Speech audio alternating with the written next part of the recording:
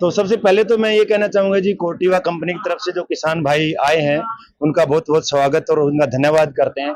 और आज का मकसद तो हमारा बुलाने का ये था कि एक प्रोडक्ट जो हमने डेलाडैक्सिन के नाम से किसानों के बीच में लेके आए हैं, क्योंकि पिछले कई सालों से किसान दो तीन समस्याओं से जूझ रहे थे, जिसमें कि मेजर समस्या तेले की समस्या जैसे, और पत्ता लपेट सुंडी का भी प्रकोप बढ़ता जा रहा था, और गोब वाली सुंडी भी मेजर समस्या है।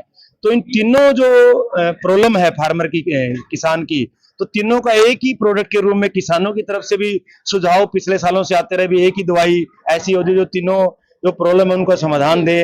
तो हम कोर्टिवा कंपनी की तरफ से आज जो डेलाडैक्सिन ये है, इसके तीनों जो कीट हैं उस पर काम करती है। जैसे ये दिखाया गया कि गोब वाली सुंडी है तो सफेद वाली इसकी वजह से निकलती है, पतल होपर है, तेला जिसको बोलते हैं, ये इसके भी काफी नुकसान करता है। और इस एरिया में 1401 या बासमती का एरिया लॉन्ग ड्यूरेशन वैरायटी लगाते हैं, तो जिससे कि काफी फार्मर इस समस्या से जूझते हैं। और 2 साल पहले से या 3 साल से ये भी प्रॉब्लम बढ़ती जा रही है, जिसके पत्ता लपेट सुंडी जिसको बोलते हैं। तो इन तीनों का एक ही रूप में डेलाडैक्सिन के रूप में हमने समाधान दिया है। और ये इसकी पैकिंग है, और इसकी डोज है 200 ml प्रति एकड़। और पानी की भी हम सिफारिश करते हैं 150 से 200 लीटर पानी लगाएं, जिससे कि प्रॉपर कवरेज हो जाए। और फार्मर को ये कहना चाहेंगे एक अच्छा सॉल्यूशन है।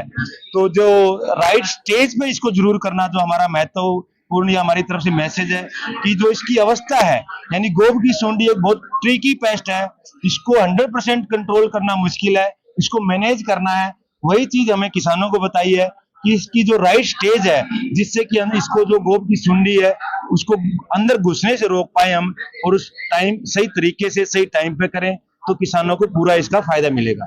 सर कारण क्या है इस तरह से इतनी बीमारियां हैं फसलों के अंदर आ रही?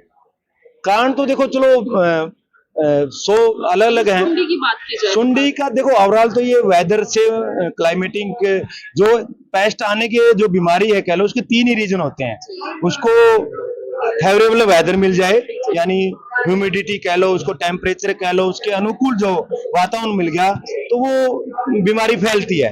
और कुछ चीजें चलो कई जगह हैवी फर्टिलाइजर्स की एप्लीकेशन भी कर देते हैं, यूरिया जहाँ ज्यादा डलेगा तो उससे पौधे में सुकुलेंसी कच्चापन ज्यादा रहता है, उससे भी अटैक की संभावना या ज्यादा बढ़ जाती है। और कई बार फार्मर अच्छे मोलिकुल पे ना जाके सस्ती दवाइयों पे भी हो सकता है, जिससे उसको कंट्रोल पूरा नहीं मिल पाता है, तो उससे आगे बिल्डअप पॉपुलेशन ज्यादा बिल्डअप होती रहती है और प्रॉब्लम बढ़ती रहती है। तो यही कारण है। तो जहां पर किसानों ने, जैसे आज भी मैंने सवाल जवाब किया था, पैक्सालोन जो किसानों ने यूज किया तो सारे सेटिस्फाई हैं। और कोर्टिवा का ये भी प्रोडक्ट हम यही कहना चाहेंगे भाई, ये भी किसानों की जो उनकी उम्मीद है उन पे उम्मीद पे पूरा खरा उतरेगा। सर क्या कुछ प्राइस है अगर किसान इसको खरीदना चाहते हैं? इसका जैसे कि ये 18 हर एक दुकान पे उपलब्ध हाँ हम जी, हमारे अच्छा सौभाग्य भी है कि हमारे साथ जो किसान बीज कंपनी रानिया से हैं, राजेंद्र जी हमारे डिस्ट्रीब्यूटर हैं, ये साथ में आज मौके पर, इनका भी बहुत बहुत धन्यवाद करना चाहूंगा मैं। तो ये रानिया के लोग थे आसपास यहाँ, तो इनकी शॉप पे अवेलेबल है ये दवाई किसानों के लिए सबको, और बाकी और भी किसान कहीं भी मान लो उपलब्ध रहेगा कि कोर्टिवा एक ऐसी कंपनी है पूरे बाजार में काम करती है। तो किसान को सिर्फ मांगना पड़ेगा, ये कह सकता हूँ, थोड़ा अवेलेबल हर जगह, अवेलेबिलिटी का कोई इशू नहीं रहेगा। बाकी राजेंद्र जी भी इसमें ऐड करना चाहेंगे।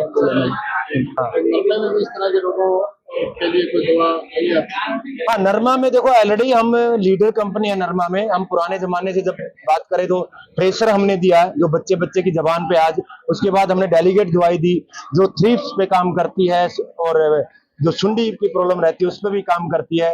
तो ऑलरेडी फार्मर यूज कर रहे हैं, और आने वाले टाइम में चलो आगे भी हम जो फार्मर की प्रॉब्लम है, जैसे व्हाइट फ्लाई की प्रॉब्लम बढ़ रही है, तो उसमें भी हम नए नए मॉलिक्यूल लेके आएंगे। उसको भी मैं ये कहना चाहूंगा कि वो मैनेज कर सकते हैं, क्योंकि उसका भी एक स्टेज होती है जब रोज फूल के अंदर, जिसको हम रोजेस्ट स्टेज बोलते हैं, क्योंकि उसके अंदर जाने के बाद वो कंट्रोल करना मुश्किल है। तो उससे पहले ही कोई भी उसके लिए लगातार 10 दिन में 12 दिन में स्प्रे फार्मर को करना पड़ेगा, तभी मैनेज कर सकते हैं। 100% कंट्रोल करना उसके लिए भी एक चैलेंज होगी उसको भी। जैसे सेम मैंने चीज गोब वाली सुंडी की बताई है, ये दोनों ट्रिकी पेस्ट है, पैडी में गोब वाली सुंडी और कॉटन में गुलाबी सुंडी, दोनों को हम मैनेज कर सकते हैं टाइमली स्प्रे करके, राइट स्टेज पे करके। तो वो थोड़ा किसानों को हम भी आपके माध्यम से बताना चाहेंगे कि टाइम का बहुत ध्यान रखें, राइट टाइम पे राइट मॉलिक्यूल का इस्तेमाल करें। किसानों को यही अपील करना चाहूंगा कि ये जो नया प्रोडक्ट इन्होंने डायरेक्शन दिया है, ये इसका एक ही है कि इसको राइट टाइम पर इसको यूज करें, जिसमें कि किसानों को जैसे होपर है, पत्तल पेड़ सुंडी है, गोब की सुंडी है, उसको अच्छा कंट्रोल मिल सके। टाइमली इसको करना पड़ेगा बस।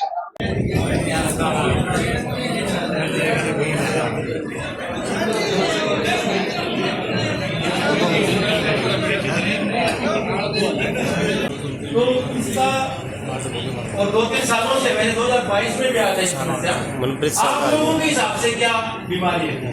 क्योंकि आप भी यूट्यूब पे चलाते हो, व्हाट्सएप पे भी डिस्कस करके आप लोगों के साथ साझा किया।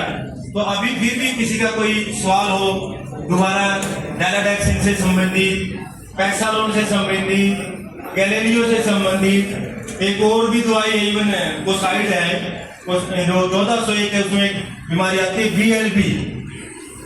BLB बैक्टीरियल लीफ ब्लाइट, जिसमें यदि आपने दाब होती है ना खेतों में, कई जगह दाब में यदि काट दो तो सूखने पर कैसे हो जाती है, बांस की जो भारी घरों में रखते हैं झाड़ू, बिल्कुल वो पत्ते सूख जाते हैं।